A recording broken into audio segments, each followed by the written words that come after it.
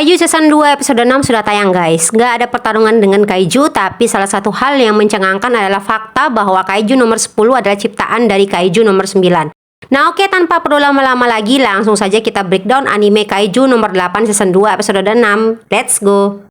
Masih dibuka dengan akhir episode kemarin. Wakil Kapten Soshiro Hoshina sedang bertemu dengan Kaiju nomor 10 yang masih terkurung. Meskipun terkurung, namun energi kekuatannya masih sangat kuat. Kaiju nomor 10 tersebut mencoba mengkonfrontasi Hoshina, namun diancam oleh Hoshina jika ia berisik lagi, maka Hoshina akan membunuhnya.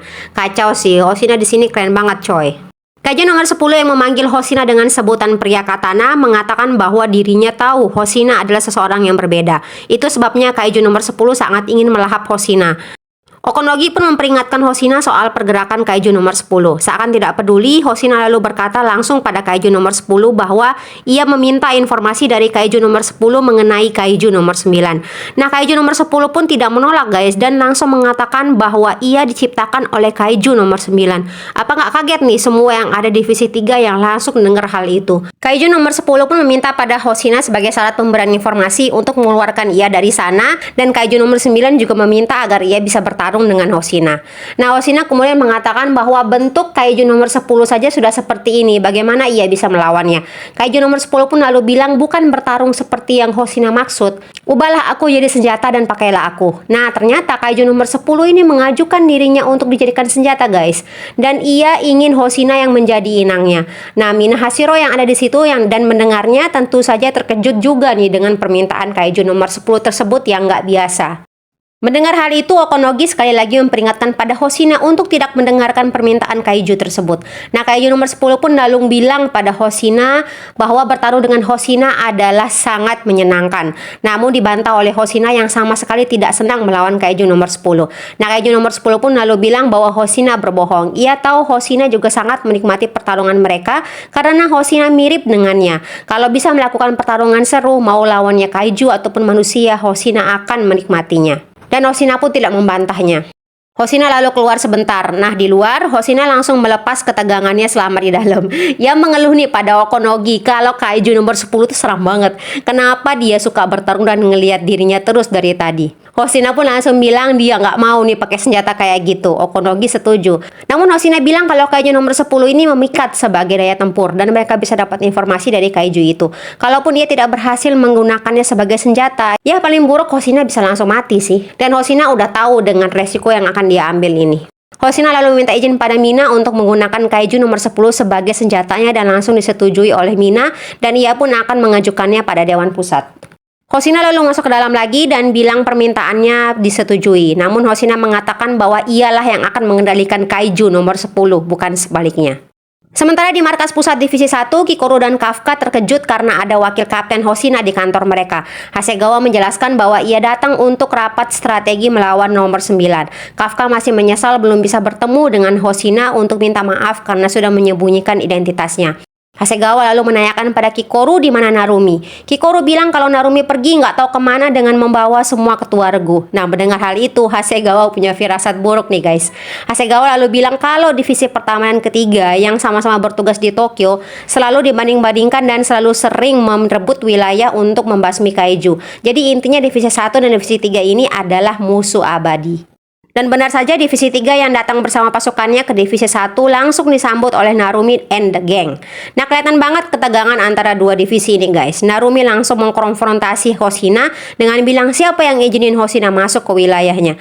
Hoshina yang memang suka bikin orang kesel nih menjawab dengan santai. Dia bilang kalau Kapten Narumi datang menyambutnya. Dan tentu saja kali ini ia datang ke sini karena sudah dapat izin dari pangkat yang lebih tinggi dari Narumi. Narumi dengan keras kepalanya dan pasti kesel banget nih sama Hoshina, langsung bilang kepala mangkok sama mata sipit nggak boleh masuk sini. Dan Hoshina punya kedua hal itu. Hoshina yang memang suka mancing emosi langsung bilang ke Narumi kalau Narumi masih dendam padanya karena Hoshina melampaui Narumi menghabisi Kaiju dalam latihan pembasmian. Nah, kata-kata ini pun langsung men-trigger Narumi. Lucu banget di sini guys. Hoshina berhasil bikin Narumi shock. 1-0 untuk Hoshina. Sama seperti kaptennya yang cepat panas, begitu pula dengan anak buah Narumi. Nah, perdebatan pun langsung terjadi di antara dua divisi tersebut. Narumi ikut-ikutan memprovokasi anak buahnya. Narumi masih menyangkal kalau dia kalah dari Hoshina. Hoshina pun masih memancing emosi Narumi dengan langsung bilang kalau serangan jarak jauh Kapten Minashiro jauh lebih unggul daripada Narumi. Tambah kesel dong Narumi ya.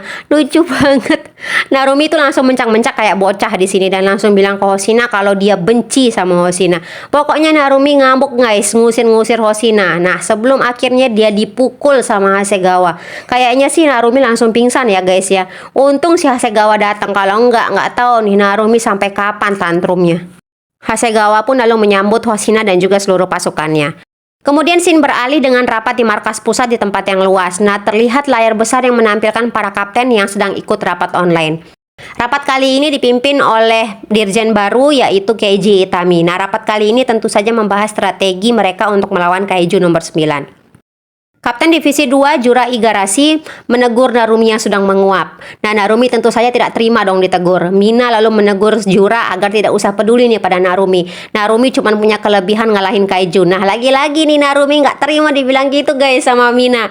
Kita juga kali ini diperkenalkan dengan karakter baru yaitu Jugo Ogata, Kapten Divisi keempat yang ternyata tukang mabuk guys. Itami selaku Dirjen pun langsung memimpin rapat dan meminta laporan pada Hoshina. Hoshina lalu menyampaikan bahwa Kaiju nomor 9 bukanlah hal yang bisa dihadapi oleh satu divisi saja. Narumi lalu menanyakan dari mana informasinya. Hoshina menjawab dari Kaiju nomor 10. Hoshina langsung menyampaikan bahwa Kaiju nomor 10 adalah ciptaan Kaiju nomor 9. Hal ini tentu saja mengejutkan semua anggota rapat. Hoshina lalu melanjutkan bahwa Kaiju nomor 9 adalah Kaiju pertama yang bisa menciptakan Kaiju. Nah, selain itu, berdasarkan informasi dari Kaiju nomor 10, ia adalah purwarupa atau percobaan. Nah, untuk ciptaan percobaan ini, Kaiju nomor 10 sudah sangat kuat. Hoshina juga mengatakan jika Kaiju nomor 9 dapat menciptakan monster dengan kekuatan di atas 9,0, maka negara mereka akan hancur.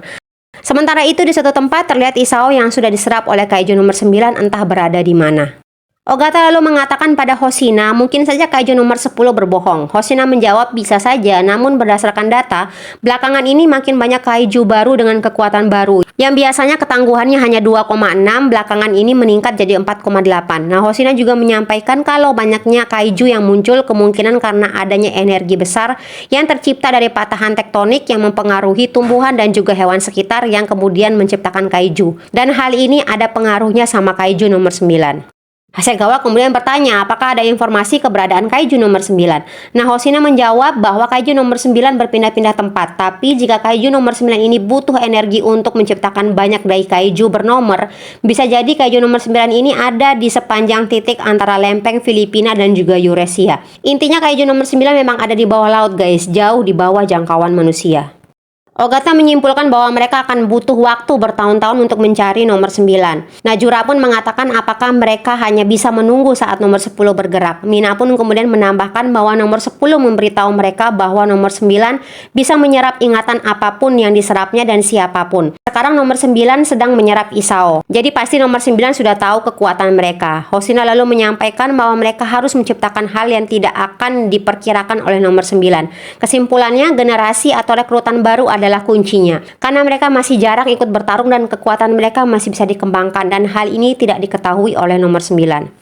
Mina menambahkan mereka harus menemukan salah satu dari rekrutan baru tersebut untuk menggunakan senjata terkuat mereka saat ini yaitu Kaiju nomor 6. Kaiju nomor 6 sendiri dulunya adalah mantan Kaiju terkuat dan berbahaya dan dulu disebut sebagai Raja Kaiju.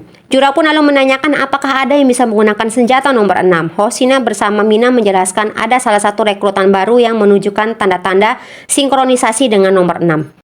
Scene kemudian beralih di prefektur Nagano, kota Matsumoto. Di sana divisi 4 yang terdiri dari Reno dan juga Iharu beserta yang lain sedang melawan Kaiju. Kaiju tersebut berhasil dinetralisasikan dengan mudah oleh Reno dengan senjatanya. Sepertinya kekuatan Reno makin berkembang nih. Kembali ke markas pusat, ternyata yang dimaksud oleh Mina dan juga Hoshina yang bisa menggunakan senjata nomor 6 adalah Reno guys. Ogata selaku atasan Reno saat ini membahas hal ini dengan wakilnya. Ogata masih ingat persis saat Kaiju nomor 6 yang berkekuatan 9,6 ini datang menyerang dengan beberapa Kaiju sekelas Honju. Kekuatannya sangat besar, oleh karena itu dia disebut Raja Kaiju. Dan dulu yang melawannya adalah Hikari Shinomiya. Dan untuk mengalahkan nomor 6 ini sangat banyak pengorbanan yang mereka alami, termasuk tewasnya Hikari Shinomiya. Ogata tidak percaya bahwa saat ini mereka harus menggunakan seorang remaja untuk menggunakan senjata Raja Kaiju tersebut. Sementara di luar ruangan Ogata, Reno siap menghadap. Nah, malam harinya Reno yang sedang jogging mengingat pertemuannya kembali dengan Ogata. Rupanya Reno telah diberitahukan bahwa ia akan diberikan senjata nomor 6. Ogata mengatakan senjata number kalau di tangan yang benar akan bisa langsung mengalahkan Dai Kaiju, namun resiko penggunanya akan mati. Nah, Reno kembali mengingat kembali perkataan atasannya yang bilang dari semua senjata Kaiju yang berbahaya, yaitu nomor 6 lah yang paling berbahaya. Ogata lalu menyarankan pada Reno untuk menolak melakukannya. Namun Reno berpikir bahwa Kafka saja sekarang bertarung sebagai Kaiju nomor 8. Kalau Kafka bertarung sebagai Kaiju, lalu siapa yang akan menyelamatkannya nanti? Keesokan harinya, Reno pun akhirnya mencoba untuk menggunakan senjata nomor 6 dimulai dari lengannya. Ogata sempat memperingkatkan kembali kepada Reno, namun kali ini Reno tidak gentar. Reno kemudian mencoba senjata nomor 6, namun seperti yang diduga, percobaan pertama membuat Reno kesulitan. Bahkan Ogata pun langsung menyuruh wakilnya untuk menyiapkan tandu. Dan dalam prosesnya, Reno pun bertemu langsung dengan Kaiju nomor 6 dan disitulah ia tahu apa yang dirasakan oleh Kafka selama ini. Tiba-tiba saja Reno terbangun oleh teriakan Iharu. Kali ini ia berada di ruangan medis. Reno langsung tahu bahwa ia gagal menggunakan senjata nomor 6. Ogata lalu menyapanya dan kembali menyarankan bahwa sebaiknya Reno mundur saja karena terlalu beresiko. Iharu pun setuju dengan kaptennya. Namun Reno makin bertekad dan ia akan mencoba lagi. Lalu Ogata pun memberikan waktu percobaan 1 bulan kepada Reno. Nah, setelah 1 bulan, Reno akan dikirim ke misi netralisasi dan Ogata akan melihat sendiri apakah Reno layak menggunakan senjata nomor 6 di medan perang.